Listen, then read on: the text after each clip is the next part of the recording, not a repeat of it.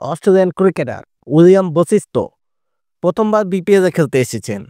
নামটা যেমন অপরিচিত, তেমনি টি-টোয়েন্টিতে তার অতীত পরিসংখ্যানও তেমন সুখকর নয়। আজ খুলনা টাইগার্সের একাদশে সুযোগ পেয়েই চিটাগাং কিংসের বিপক্ষে করেছেন অপরাজিত ৭৫ রান। ৩১ বছর বয়সী এই ডানহাতি ব্যাটারের বিপিএলে আসার নেপথ্য ঘটনা জানা গেল ইমরুল কায়েসের কাছ থেকে।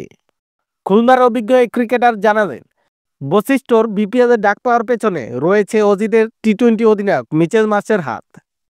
এই তারকা অলরাউন্ডারের সুপারিশে কায়েস বশিষ্ঠকে খুলনার স্কোয়াডে যুক্ত করার প্রক্রিয়া শুরু করেন।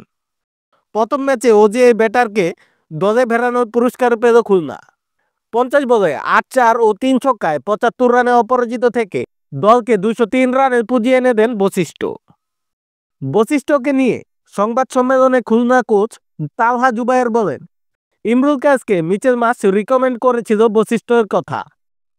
ইমরুল যখন আমাকে ওর ভিডিওটা পাঠায় এবং আমি ইউটিউবে তার আগের হাইলাইটস দেখেছি, সেটার সঙ্গে এখনকার ব্যাটিংয়ে কোনো মিলই নেই।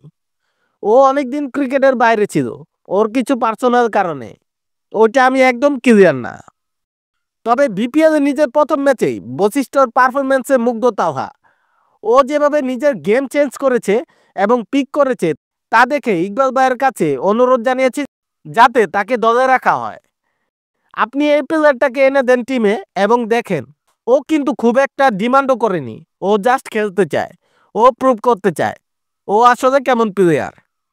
ও অস্ট্রেলিয়া অনূর্ধ্ব-১৯ দলের অধিনায়ক ছিল, ওখান থেকে কোনো কারণে পিছিয়ে গেছে।